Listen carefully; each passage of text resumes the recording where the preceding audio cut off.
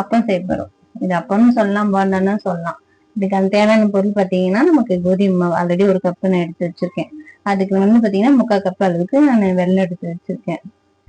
வாழைப்பழம் பாத்தீங்கன்னா, தேங்காய் வந்து கொஞ்சம் இனிப்பு கூட அந்த தேங்காவும் நமக்கு நம்ம சாப்பிடும் போது கடிப்பட்டுனா நல்லாவே இருக்கும். முட்டை 1 போட்டுக்கலாம். முட்டை வந்து நம்ம அந்த போண்டை வந்து நல்லா கொஞ்சம் சாஃப்டா வர்றதுக்கு. இப்போ வந்து நம்ம வெள்ளத்தை ஃபர்ஸ்ட் காய்ச்சி தண்ணி அதுல ஆட் பண்ணிக்கலாம். இப்ப வந்து நம்ம அடுப்பை வச்சுக்கலாம். இப்போ ஒரு குண்டா வச்சு இது வந்து நம்ம தேவையான தண்ணி ஒரு டம்ளர் வச்சிருக்கேன்.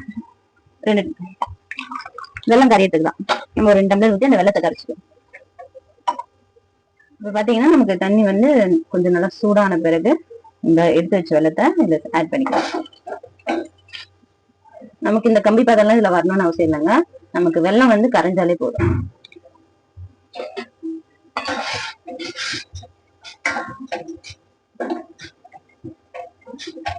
வெள்ளம் வந்து கொஞ்சம் நல்லாவே கரையட்டும். இது ஏன் நம்ம அப்படியே கூட நம்ம சேர்த்துக்கலாம். இப்ப ஏன் வெள்ளத்தை கரையக்கூடாது, இதுல தூசு ஏதாவது இருந்தா கூடாது, மண் இருந்தா கூடாதுனால இப்ப இதுல கரைச்சிடுது. இந்த மாதிரி வெடிக்கட்டி நம்ம சேர்த்துக்கலாம். இப்ப வந்து நமக்கு இந்த வெள்ளம் மட்டும் கரைஞ்சா போதுங்க. கரைஞ்சிட்டே வருது, பார்த்தாலே தெரியும். இது கொஞ்சம் நல்லாவே கரையும். வெள்ளம் கரைஞ்சிருச்சு. இதுல வந்து நம்ம ஒரு 3 ஏலக்காய் மட்டும் தட்டி இதை வச்சுருக்கோம் பாருங்க. இதை நம்ம இதுல சேர்த்துக்கலாம். ஏன் இது இதே போடுறோம்னா நமக்கு அந்த கொதிக்குமா நல்ல அந்த ஃபிளேவர் வந்து இதுல கிடைக்கும். ஒரு லைட்டா இது பண்ணிட்டு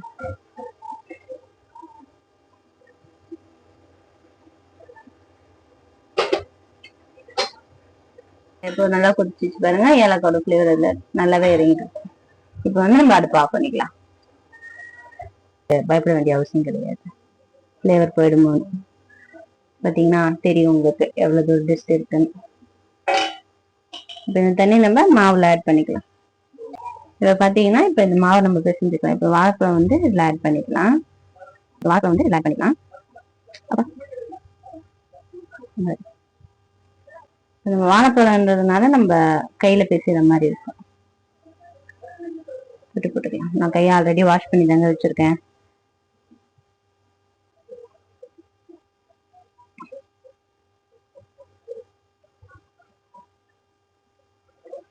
இந்த வாழைப்பழம்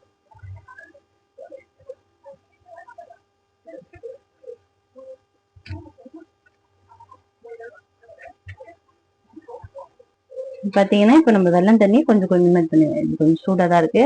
கொஞ்சமா நம்ம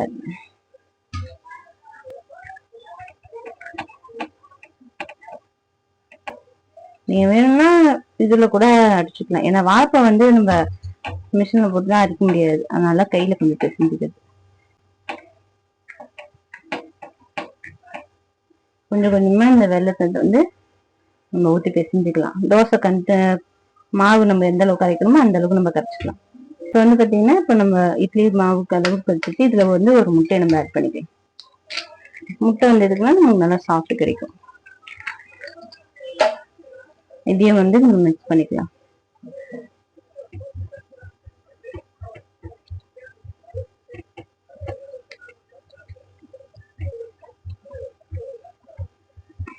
நம்ம இதுல முட்டையை கலந்துச்சு. இதுக்கப்புறம் வந்து நம்ம 1 சிட்டிகை அளவுக்கு உப்பு.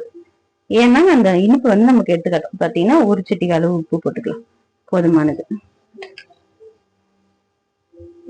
அந்த இனிப்பு நமக்கு எடுத்துக்காட்டும். இப்போ இதுல வந்து நம்ம தேங்காய் துருவலையும் சேர்த்துக்கலாம். இந்த மாதிரி அது கடிப்படம் கொஞ்சம் நல்லாவே இருக்கும் டேஸ்ட்.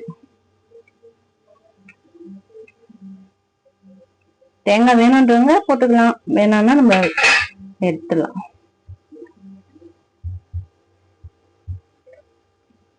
இதை நம்ம தோசை மாதிரியும் ஊத்திக்கலாங்க. தோசை தவால வச்சு. அப்படி இல்லை உங்களுக்கு பணியாரம் மாதிரி வேணும்னாலும் நீங்க செஞ்சுக்கலாம். மறுபடியும் நம்ம அடுப்பை பற்ற வச்சுக்கலாங்க. பார்த்தீங்கன்னா இப்போ நம்ம கல் வச்சாச்சு. கல் நல்லா கொஞ்சம் ஹீட் ஆயிடுச்சு. இதை டெஸ்ட் பண்ணி பார்த்துடலாம். பாருங்க நல்லா ஆயிடுச்சு. இப்போ நம்ம தோசை மாதிரி இதில் ஊற்றிக்கலாம்.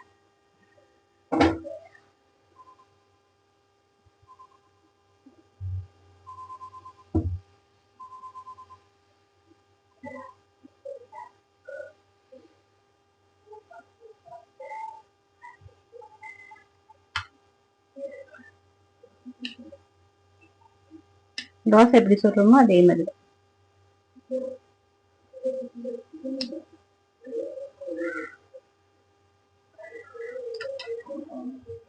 இதை திருப்பி போட்டுக்கலாங்க.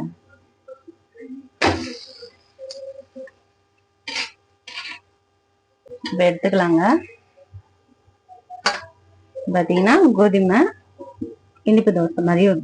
இது வந்து குழந்தைங்களுக்கு நம்ம ஸ்நாக்ஸ் மாதிரியும் தரலாம். சாயந்தர நேரத்துல சாப்பிடும் போது குழந்தைங்க விரும்பி சாப்பிடுவாங்க. ஹெல்த்தான ஃபுட்டாவும் இருக்கும் அதே நேரத்துக்கு. நமக்கு இன்னைக்கு நம்ம இந்த ரெசிபி பார்த்தாச்சு. வாங்க அடுத்த வீடியோல வேற ஒரு ரெசிபியோட நம்ம எல்லாம் மீட் பண்ணலாம். பாய்.